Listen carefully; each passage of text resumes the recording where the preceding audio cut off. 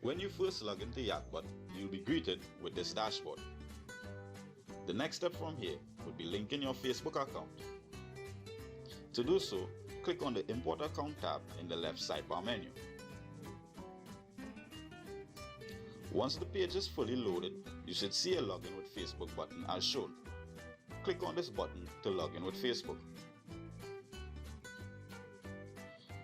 You should then be taken to Facebook.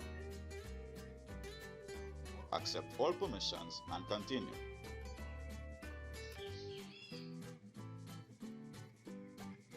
As you can see, our Facebook page and our account has been successfully linked to YakBot. Now, in order to enable the chatbot functionality on your page, you will first need to enable the bot connection.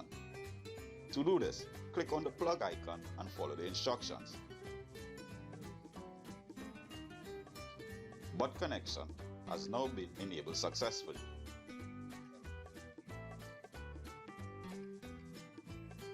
Clicking on the page ID will take you to the Facebook page.